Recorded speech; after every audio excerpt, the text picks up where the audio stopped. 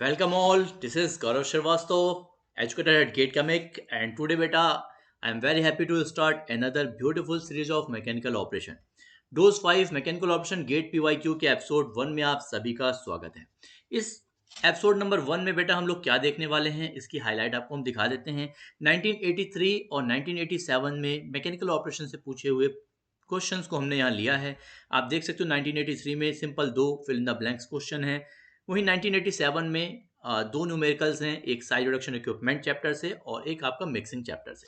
सो ये बेटा फर्स्ट वाला जो क्वेश्चन है, उसके पहले बेटा आपको बता दें, आप चाहो तो यहाँ पे लेक्चर को पॉज करके आप 10 मिनट लेके इन चारों क्वेश्चन को सॉल्व करके अपनी सेल्फ प्रैक्टिस भी कर सकते हैं। अदरवाइज टाइम को अगर बचाना है तो फटाफट हम लोग सॉल्यूशन पे आते हैं।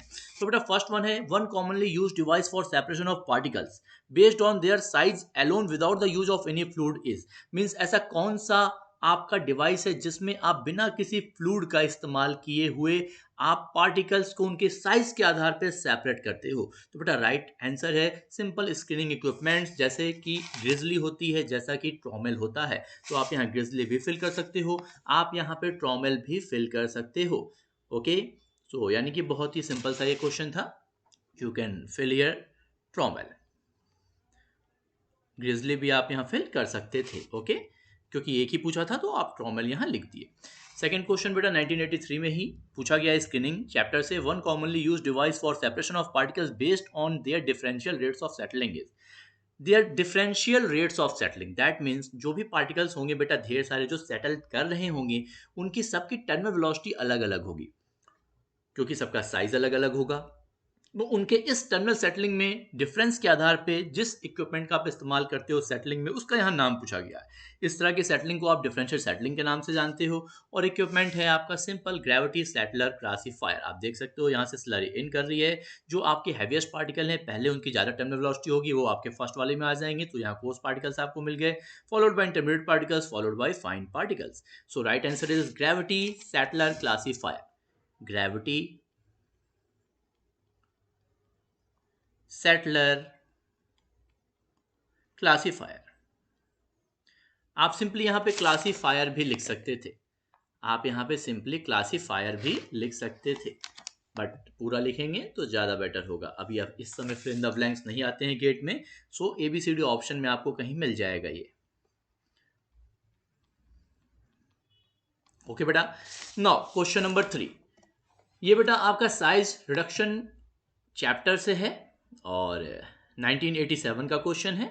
इसमें आपसे क्या पूछा गया है और देखते हैं। In a ball mill of diameter 2000 mm, that means आपको बेटा बॉल मिल का डायमीटर दिया हुआ है। फटाफट हम लोग डेटा को एक्सट्रैक्ट करेंगे। क्वेश्चन को लगाने का यह सिंपलेस्ट टेक्निक होता है। अगर आप एक क्वेश्चन को एक से ज़्यादा बार पढ़ते हो तो एक बात आप समझ लो कि आप 30 सेकेंड एटलीस्ट अपना बर्बाद कर चुके हो एग्जामिनेशन में। अगर 60 क्वेश्चन भी लो तो 30 मिनट आपके बर्बाद हो गए। तो क्वेश्चन पढ़ते हुए डेटा को एक्सट्रैक्ट करना हम सीखेंगे। सो यहाँ पे बेटा आपका बॉल मिल का डायमीटर दिया हुआ था 2000 mm, so 2r equals to आप लिख सकते हो 2000 mm। आपको पता है 1 मीटर में 1000 mm होता है, तो यहाँ से रेडियस आपको 1000 mm मिल जाएगा। या फिर आप अगर मीटर में बातें करोगे तो आप इसे 1 मीटर लिख सकते हो। So this is radius of your ball mill.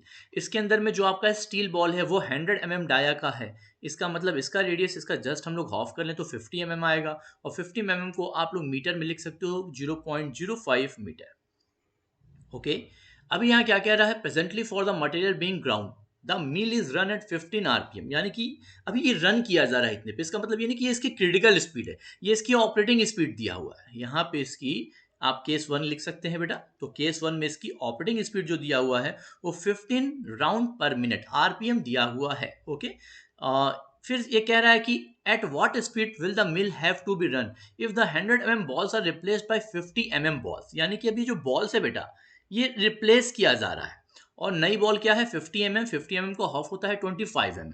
25 mm को जब आप मीटर में लिखेंगे तो 0.025 मीटर आपका ये आ जाएगा। बट आप मील चेंज करने नहीं जा रहे हो, ध्यान रखना बेटा, मील चेंज करने नहीं जा रहे हो। इसका मतलब आपका जो मील का रेडियस है वो स्टिल आपका 1 मीटर का 1 मीटर ही पड़ा हुआ है। ओके, इस समय पूछ रहा है कि अगर हम सारी अदर कंडीशंस को सेम टू सेम वैसे ही रखें तो हमारी नई ऑपरेटिंग स्पीड कितनी होगी। Okay, nothing is given. So आप स्पीड यहाँ आरपीएम में पूछा था तो आरपीएम दूसरा आप दे सकते हो, बट आजकल की डेट में अगर ऐसा क्वेश्चन आता है तो आपको मेंशन करेगा कि आपको आरपीएम में आंसर चाहिए या फिर आपको आरपीएस में आंसर चाहिए।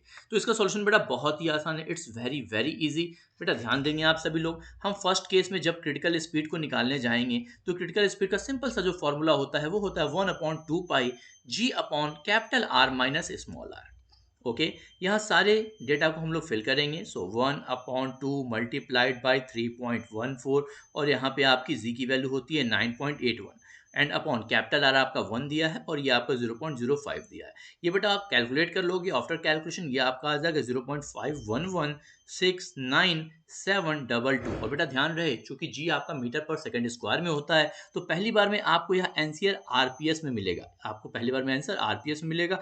आप इसे आरपीएम में कन्वर्ट कर सकते हो, आरपीएम में 30.702 के आसपास आपको आंसर मिल जाएगा। ये कैलकुलेशन आप खुद भी करके देख लेना। ओके, नाउ अभी ऑपरेटिंग स्पीड 15 आरपीएम है, तो चलो हम लोग नेक्स्ट स्लाइड में देख लेते हैं कि अभी आप कितने परसेंटेज पे चला रहे हो। So N operating is equals to, अभी आपका कितना क्रिटिकल स्पीड निकला था, वो था आपका 30.702 और आपका जो ऑपरेटिंग था वो 15 था। तो हाउ मच परसेंटेज है, how much percentage of NC पे आप रन कर रहे हो, इसे सब सॉल्व करोगे ये बेटा आपका आ जाएगा 48.857 परसेंटेज ऑफ एनसी। ओके, अभी फटाफट हम लोग केस 2 पे आ जाएंगे बेटा। तो केस 2 में अभी आपको कह रहा है कि नई ऑपरेटिंग स्पीड बताइए, कोई दिक्कत नहीं है, कोई दिक्कत नहीं है। तो फॉर्मूला हमारा फिर से सेम होगा 1/2 पाई, पाई का मतलब हो गया 3.14 और यहाँ पे जी की वैल्यू हम लोग फिर से 9.81 ले लेंगे एंड आर माइनस आर आपका मील का रेडियस स्टिल सेम है, लेकिन बॉल अभी आपकी 50 mm डाया की हो गई यानी कि 0.025 मीटर की। कन्वर्जन में बेटा खास ध्यान रखेंगे, ये जब कैलकुलेट करेंगे बेटा तो ये आ जाएगा 0.5050944 और एक बार फिर बेटा आपको पहले आंसर आरपीएस में मिलेगा।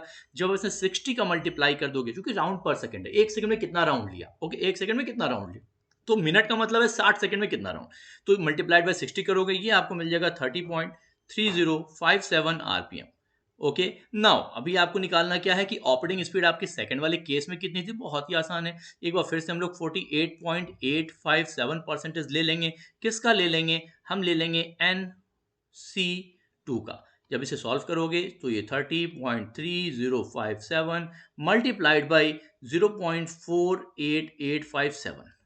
ओके, आफ्टर कैलकुलेशन ये बेटा आपको मिल जाएगा लगभग 14.806 आरपीएम के आसपास आपका आंसर आ जाएगा। अप टू 2 डेसिमल प्लेस आप इसका आंसर दे सकते हो 14.81 आरपीएम। आई होप बेटा ये क्वेश्चन आप सभी को क्लियर होगा। अगर कोई डाउट होगा फटाक से आप वापस से इसे रिपीट कर सकते हो और आप अपने स्पेशल डाउट्स बेटा हमें व्हाट्सअप भी कर सकते हो 9451707049 पर। ओके, लेकिन अपने नाम और कॉलेज का नाम लिखना मत भूलना। नाउ बेटा फटाफट हम लोग नेक्स्ट क्वेश्चन पे आ जाते हैं। 1987 का ये भी क्वेश्चन है, ये पूछा गया है मिक्सिंग चैप्टर से। This question is from mixing chapter और ये क्वेश्चन भी बहुत ही ज्यादा आसान है बेटा। ध्यान से देखो, यहाँ कह रहा है एजिटेटेड बैफल वेसल, जिसमें बैफलिंग की हुई है, बैफल्स लगे हुए हैं, ठीक है, is being used to prepare a uniform solution of viscosity 2 CP। Okay, तो हमको विस्कोसिटी दी हुई है बेटा केस 1 में 2 centipoise and running the stator rate, और यहाँ एस्टेटर की स्पीड दी हुई है वो कुछ 100 आरपीएम पर रन कर रहा है। Very good. अभी कह रहा है so as to obtain a Reynold number of 50,000। बेटा रेनॉल्ड नंबर 50,000 मतलब आपको समझ में आ रहा है आगे किसी कैलकुलेशन की रिक्वायरमेंट ही नहीं है। जब आपका रेनॉल्ड नंबर आपको पता है 10,000 से ज़्यादा होता है तो मिक्सिंग चैप्टर में आप लोगों ने पढ़ रखा होगा कि जो आपका पावर नंबर होता है बेटा वो कांस्टेंट हो जाता है, ठीक है। चलो फिलहाल यहाँ भी पावर का है, कैलकुलेशन करने का है हाउ मच पावर, आगे हम पढ़ते हैं। If the contents of the vessel are replaced by a solution of viscosity 4 CP, यानी कि अभी नया कंटेंट हमने ले लिया है इसके अंदर बेटा जिसकी विस्कोसिटी जस्ट डबल है। आपको पता है सीपी वाटर की जो विस्कोसिटी होती है नियरली 19 से 20 डिग्री सेल्सियस के आसपास 1 CP होती है, इसलिए हम लोग सीपी में सबको डिफाइन करते हैं जिससे हम जान सकें कि ये पानी से कितना ज्यादा विस्कस है, कितना गुना ज्यादा विस्कस है। Okay, and the stator RPM is increase to 200 RPM. अभी आपका बेटा नए केस में जो एस्टेटर की स्पीड है वो हो चुकी है 200 आरपीएम और कह रहे हैं how much power requirement change. कोई दिक्कत की बात नहीं है, आपको पता है कि ऐसे केसेस के लिए पावर नंबर कांस्टेंट होता है। तो फटाफट हम लोग नेक्स्ट स्लाइड पे आके पावर नंबर को कांस्टेंट कर देते हैं, एक बेहतरीन हमारा फॉर्मूला बनके यहाँ पे तैयार हो जाएगा। पावर नंबर क्या होता है, it's P/n³ DA to the power 5 and rho equals to constant. आपको पता है डाया वगैरह की बातें यहाँ नहीं किया, यानी कि और कुछ भी चेंज नहीं हो रहा है। डेंसिटी की बातें यहाँ नहीं किया था बेटा, यानी कि इस प्रॉब्लम में अगर आज के डेट में पूछेगा तो आपको लिखा रहेगा, क्या लिखा रहेगा, एज्यूमिंग कांस्टेंट डेंसिटी सिस्टम। मतलब आप भले फ्लूइड चेंज कर रहे हो, लेकिन आपका जो फ्लूइड 1 की डेंसिटी थी, फ्लूइड 2 की डेंसिटी भी आपकी वही सेम है, भले उसकी विस्कोसिटी चेंज है। ध्यान रखना इस बात को। सो इस तरह से आप यहाँ देख सकते हो, आप इसे ऐसे लिख सकते हो, P equals to C N cube D A to the power 5 rho, और ये सारे कांस्टेंट को इकट्ठा कर रहे हैं तो इसे लिख सकते हैं सी डैश एन क्यूब, और आप इसे ऐसे लिख सकते हो P2 by P1 equals to N2 by N1 का होल क्यूब। और आपको पता है ना N2 कितना किया था, 200 कर दिया था, पहले कितना था, मात्र 100 था। तो इस तरह से बेटा इसे सॉल्व करेंगे, ये 8 आ जाएगा। इसका मतलब हमारा आंसर क्या है, now new P2 will be 8 times P1। तो हमारा आंसर ये है कि हमारा नया P2 जो होगा पावर रिक्वायरमेंट, वो इनिशियल का 8 टाइम्स हो जाएगा, 8 times of initial, 8 times of initial. Okay, या दूसरे शब्दों में अगर बेटा आप इसका आंसर देना चाहेंगे परसेंटेज के फॉर्म में, तो 800% बढ़ेगा। नहीं, ऐसी गलती मत करना, एक बार फिर रिपीट कर रहे हैं, ऐसी गलती मत करना। 100% कोई चीज बढ़ती है तो वो डबल हो जाती है। ये बेटा 700% बढ़ी है, 700% इंक्रीज। आपको पावर पहले की अपेक्षा 700% ज्यादा चाहिए, मतलब पहले जितना था उसका 8 टाइम्स चाहिए। तो ये मिस्टेक मत करना। सो आई होप बेटा ये सेकंड प्रॉब्लम भी आपको बेहतरीन तरीके से समझ में आ गया होगा। सो बेटा लेक्चर को लाइक, शेयर, कमेंट और चैनल को सब्सक्राइब करना मत भूलिएगा। All the best, take care.